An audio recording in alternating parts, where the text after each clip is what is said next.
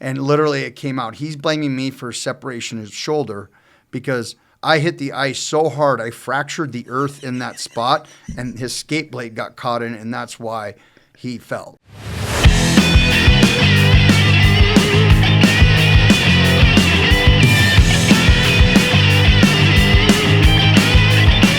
Welcome back to another Unscripted with Jed Snyder. I'm your host, Brad Oldhouse. That's Matthew back there on the ones and twos. And today we're going to talk about the Wyatt Winfield Tournament. It's a pretty big deal, the Wyatt Winfield. It's been going on for, 10 years now? I think so, yeah.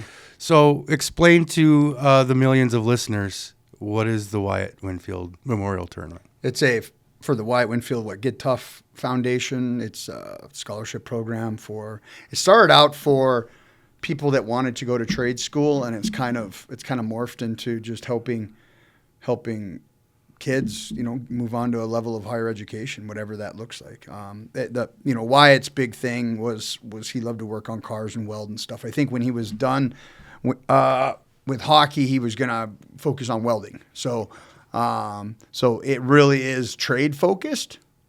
But I think they've looked at doing other things, like especially with some of the big horns, like they apply, they'd willing to help with books at school and shit like that. So, it's awesome, and it's an unfortunate event with Wyatt ended up creating this pretty amazing thing. So it's pretty cool. Yeah. For context, Wyatt Winfield was a player for the Bighorns. He played on the same team as Devon Hansen, Theo Camp, all of these guys. Yep. And lost his life in a tragic accident. This is a pretty big deal. It happened kind of towards, I think it was the beginning of the year, of a calendar year.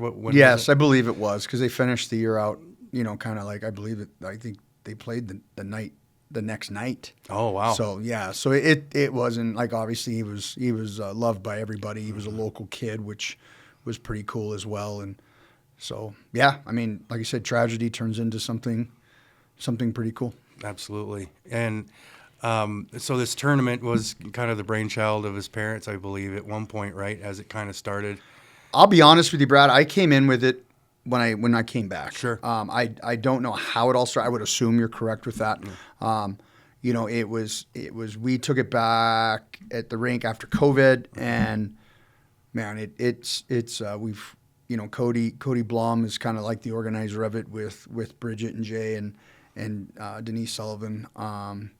It's just kind of turned into every year it's been getting better. They've just, we've got the same consistent dates now. We know everybody knows it's coming. It's the first weekend in April. Nice. And it's just kind of gotten a mind of its own now, where it's just for us, like, everyone that's kind of involved with it, it's setting up some bumpers and sending it the direction that we want to go. Sure. I think, with the bringing back of the tribute games this weekend, full ice, all the guys that all the ex-Bighorns or whatever, all dressed and played a 5-on-5 full ice game. It was kind of like thrown together at the last minute, but it kind of like next year we're going to tie it into like a tribute alumni game, and we're going to promote it like 7 p.m.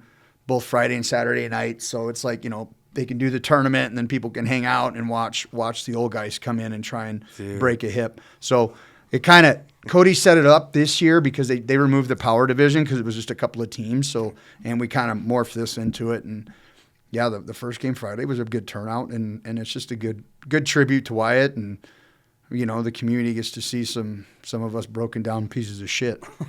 That's awesome. Yeah, I'm impressed, man, because there's always dozens of teams across youth and, younger age, and then of course, like you said, the more experienced players, right? That Power League, but it's kind of a fun time, right? Like, I mean, you get to see some of the guys you haven't seen in quite a while and catch up and have a couple beers. Like, it's a really it's turned into a celebration. So, and that's the cool thing about the sport, right? Like, you can play hockey at any level, and it's turned into a celebration, and that's the cool thing. You celebrate the foundation, celebrate Wyatt's life. Just celebrate the game. And the cool thing is like there are groups that take it pretty fucking seriously. And like they literally will plan their whole year like to win the Wyatt. We heard, and I don't know who it was. Obviously it was rumor, but it was like people could give a shit about state. They want to win the Wyatt. So it's like it is a big deal. But now you've got some teams that are costuming it up. Like this year we had the Naked Mallrats who won. I believe they were 10U or 12U or something like that. But they even had fucking pink shower caps and shit. And they looked like naked rats. Like it was bizarre. And it's one of those things you're sitting there and you're laughing and you're like, well, way to go. But I'm like, you're going to wear that shit. You better fucking win. No doubt. Because that was terrible. But they did. And like other teams had good uniforms and it's kind of just turning into this, it's like it's on the verge of becoming some sort of like competitive Mardi Gras on ice or something. Like, I don't know. It's pretty cool stuff. Like the Montana version of the bean pot 100%, almost, right? 100%. Yeah. These kids people, actually, they're coming from all over the place. This isn't just only for Helena players. Like there's people from all over the state, all over the United States. Like it's crazy. Yeah, it's like it's pulling pretty heavy. Like it was, we had the intermediate divisions a couple of years ago. We had guys from Idaho and stuff coming in, and it's some years are better than others. But last year I think it was a little bit lean, but this year we had more teams again, and I think it's just kind of secular based on what's going on. But either way, it's always a good turnout. It's always a lot of fun. It's kind of a free for all, and and it's funny because how you see people like they just kind of forget that it is a fucking free for all, man. And like, we had a guy walk in the morning, 8 o'clock Friday. Okay, what's the locker room assignment? It's like, bro, it's a Wyatt Winfield, dog. Like, fucking get your real estate while you can, And they're like, well, okay. And then they realize, oh, that's right. Like, it is just a free for all. So, and that's the beauty of it. It's just like come in, find a plop, a place to plop down, and then put your gear on. Your gear on and go. That's cool. It's 3-on-3 cross ice, so you've got the ice divided in half, and most of the day you've got 2 games going pretty much all day long, right? Between age divisions and stuff like that. You got current players, ex-players that are reffing the games and local refs, right? Like that's always that can be kind of fun. I guess. Well, they're not refs. Let's just put it that way. They're not certified. They're more of like hall monitors, right? Paul Blart Mall Cop? Like that's kind of where they're at with it. Like For sure. It's I mean, just kind of the whole avenue of it. Like it's just it's fun. It is what it is. It's like we always joke because it's like where the stands are. It's cross ice, and it's like I think what was it 2 years ago. We put caution tape up for the areas where the pucks fly. Oh, yeah. And I'm not shitting you. Like people walked in, just looked at it, ripped the caution tape down, sat right there. And it's like, okay, well, we're not doing that because nobody really gives a shit. And it's like, so it is. It's literally a free for all. And it's, beers at 8 o'clock in the morning. People are tailgating. Like it's, it is. It's pretty fucking cool. It's crazy. It's like, it's funny because,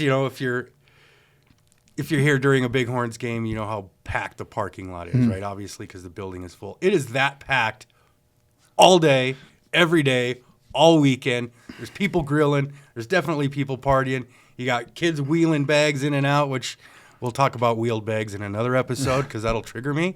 But it's a pretty neat deal. I mean, they even camp. Like if they show up, we'll let them. You pay for the weekend to camp, and you can park your trailer out there. Like, it's a fucking traveling road show. Yeah, that's pretty cool. Yeah, I did see. Speaking of hall monitors or lack thereof, apparently a fight broke out in the youth division, so that was pretty fun to watch. Yeah. We're always good for one a year. Didn't expect it that young of age, but we're always good for one a year. We heard about it. I think we were in the locker room and somebody came in and they were just like, fight broke out, and we go out and it was cleaned up at that point. And then so I got Matthew. I'm like, hey, I need you to clip this for me? And we pulled it up and it's like, oh, good God. But, at least it wasn't, what did we have 2 years ago where both teams fucking went after it? It was the Idaho team and one of the intermediate teams. Yeah, that was bonkers. And it's like, at least it wasn't that. But, like I said, it's competitive. It is. It's a fucking circus. It's 2 games going at the same time circuit. It's like Barnum and Bailey's. Would they have a 3-ring circus? So it's a 2-ring circus? We got a 2-ring circus right here at Steed Arena. Yeah. It's always fun.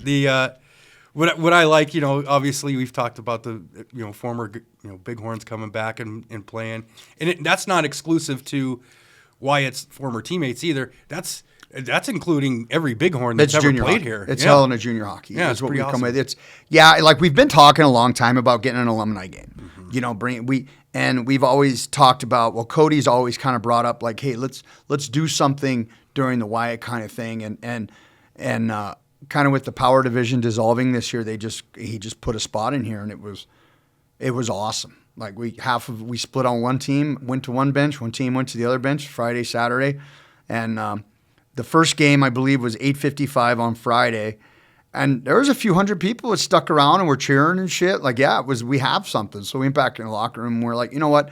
Like we really need to focus on the tribute side of Wyatt and bring everybody that can come back. And also, too, with that, it allows us to get guys that have careers and stuff. And they know Friday night they're playing at 7 o'clock, and they know Saturday night they're playing at 7 o'clock. And we can kind of make a tribute weekend out of the whole Wyatt Winfield process. So we're really excited about that. We had a meeting afterwards, and you know, we're all pulling the same rope for this. So, you know, it's good for the rink. It's good for the tournament. It's good for everything. And you know, to get everybody back as well. And you know, some years you're going to have others. Some guys show up. Some years you're going to have other guys show up, you know. Sure. I've already got commitment from a couple of old Ice Pirates, just the way the logistics were this year. But knowing that next year, these are the two games and the times everybody can plan for. Because what was it? It was 3 years ago. We had a lot of guys come back. Yeah. And so, you know, and that's the biggest thing that we've heard from a lot of this is just the consistency, knowing when it is. You know, we have our weekends set now. You know, it's not a long game schedule for the weekend. It's none of that. It's like we're just going to keep it like the old days. Boys are going to rock in at 6 o'clock, go out for whatever you want to call the warm up to be, and then we'll decide on the times. You know, but really give back to it, like really create something really cool, not only for the foundation for Wyatt, but for the guys that have played now on it. That's a really big deal. And so the fans, you heard it here first. Like this is something you've asked for, and now it's coming to fruition, right? An alumni game during probably one of the most important times of the off season for the Bighorns, right? Because it's right on the heels of Fraser Cup. You know, we're rolling right into April, and we know that the Wyatt Winfield Tournament's coming, and we'll have these alumni games. So, man, that's freaking huge. Now, there's the other side of the Wyatt Winfield, and do tell only what you feel is appropriate, but there is a little bit of a debaucherous side to the thing as well. You get some of these guys together, and they think they're 18 again, but they're actually like 47. We're 50. Things happen, right? Any crazy stories from the weekend that you observed? No, actually this year, more than that, just the locker room complete talk shit. Like, you know, like there really wasn't a lot of, I don't know, like massive shenanigans. I think it was more so just a bunch of guys running their fucking mouths when they get drunk. Shocker. You know, like there wasn't. Yeah, I mean, I can't even think of anything that would be like out of sorts, that like anything more than you would think of than just to add level of comedic value to it. Sure. You know, obviously what goes on in locker room goes on in locker room, but stays there. But yeah, nothing like what was it? 2 years ago, I ran into our own bus. It wasn't like that. You know, it was funny because what was it? Was it 2 years ago? Shadow came back. Okay. And we were playing, or 3 years ago, I can't remember. And it was a long day for Jed. I probably shouldn't even have gotten on the fucking ice. And I go skating out, and we're at the far end, and I go skating down there, and literally my feet just fucking fall out from underneath me. Ooh. And first thing that hits my fucking shoulder blades. And I get up, and like the whole you hear everybody in the whole building go, ooh. I get up, and everyone's like, you all right? I'm like, well, yeah, sure.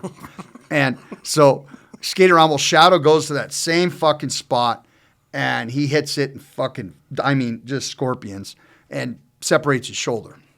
Whoa. So we go back in the locker room, and he's got fucking ace bandage. I think Chris Jobs, who's the doc for the Bighorns, was there. And he comes in, wraps him in an ace bandage, and Shadow and I are just giving it to each other. We're sitting across from each other, just completely motherfucking each other.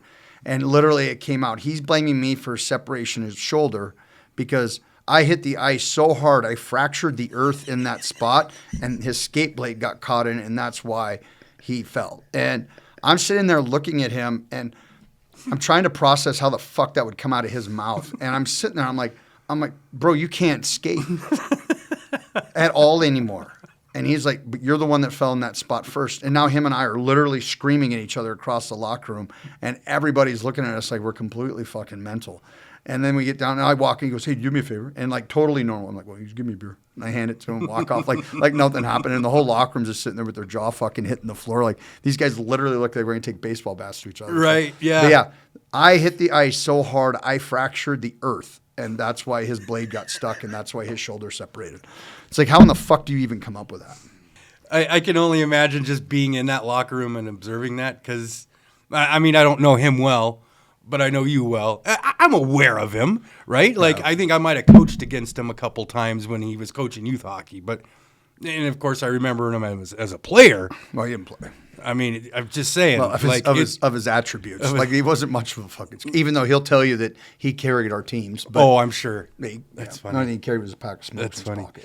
So I'd just imagine sitting in that locker room and watching you two go at it and being like, these guys going to go? Like, but that's just kind of how you guys were back when you were... Yeah, and I mean, in Shadow was a very dear friend. Right. And so, like, yeah, it's just common. Anytime we're around each other, we yell at each other. It's just, I don't know why that is. It just happens. Right. Yeah, no, it was good. And, like, just as far as, like random shenanigans, like, there wasn't... It was more so of... I think the funniest thing was the whole thing that, like, we were planning... Levi Blom's getting married, so we were planning his bachelor party and all that stuff, and they came up with it, and obviously... The Vegas thing came up, so everybody took like a Vegas themed name off the Hangover, and yeah, that went completely fucking sideways. So when we did our draft, it wasn't even people's real names; it was like whatever they came up with off the Hangover. So one of those things that just probably should stay in the locker room. But it was yeah. I mean, other than that, it was actually just a fun, chill year. Like this year went smoother than most. Good. Like since I've been a part of it, like there was no big drama. Like things just, people came in, they played their games, they had fun, and they left. And it was just an awesome, awesome tournament. I think everyone's kind of settling in on it now, and it was just an amazing weekend. Busy, yeah. I mean busy, but amazing as well. That's awesome. Speaking of locker rooms, I've always thought that this was probably the most genius move ever. That I think you implemented this. That the Bighorns locker room is for Bighorns alumni only. Yep. And that was a really big game changer, I think. Yep. Talk to me about that decision and its impact on the tournament. Like there has to be something. There has to be something that means something to play for the Bighorns to come back for this. That is because Wyatt was a Bighorn, and a lot of these guys came back. They want to sit in a locker room and they want to talk about Wyatt. And they want to talk about how much they miss him and everything about it and tell stories about all of this. And so, the big thing for me is that there has to mean something to play for Helena, to actually play for Helena. Whether it was the Ice Pirates, whether it was Gold Rush, whether it was Cutthroat, whatever. Mm-hmm. It has to mean something, especially because Wyatt was a Bighorn. So first year I just straight up did it. It pissed a lot of people off. Like, holy fuck. Like, but... I mean, that first couple of years, it's pretty much all we did was piss people off. So, but anyway, people get it now. And like some people that played for the organization, they want to play, they want to dress with their teams and stuff. So we just offer it as a deal. You know what I mean? Sure. But if they choose to come in, they're more than welcome to. It was just kind of setting that precedence that hey, it means something to play here, and Wyatt was a Bighorn. So let these guys, especially the guys that played for Wyatt, like I let Damon and Theo and Dalton Bulls kind of run the locker room. Like they're the ones that, and Cody as well, but they're obviously Damon and Theo, they're our coaches. Mm-hmm. So, and it's technically their locker room. So, True. So like they kind of run it and yeah, man, it just creates a good environment for those guys that can sit in there and, like, was it last year? This year, everything landed later. The tournament went later because we had more teams. But like the previous year, we get done at 8:00, and like you ask Dalton, he'll tell you like he goes, the best part about it was sitting there till 1 a.m. just sitting in the locker room telling stories, and like because this place means a lot to play here. Like for some reason, it's one of those places that it means something to play here to these guys, and no matter who you played for, whether you played for Mike Green, Scott Cunningham, Bob Richards, Damon Hansen, like it doesn't matter. It means something to a lot of these guys to play here. Mm-hmm. And so many of these guys, play junior hockey. They give a fuck if they ever go back. Right. And Helena's not that way for a lot of guys. Like and it's been special. Like all the guys I played with still talk about it. You know what I mean? So to be able to give an environment for those guys to come back and feel a part of it again, is absolutely huge. Now, like I said, we implemented this. Ooh, fuck. But it's kind of taken a life of its own. And, we have some in the tribute game. We didn't have a lot of guys. So we brought guys in and we let them dress in there because there were some stalls. That way they could leave their shit because they knew that they were playing the next day in the same game and that sort of thing. And once again, that's a Damon and Theo call. And they're good guys and they're part of like what we're doing. Yeah, absolutely.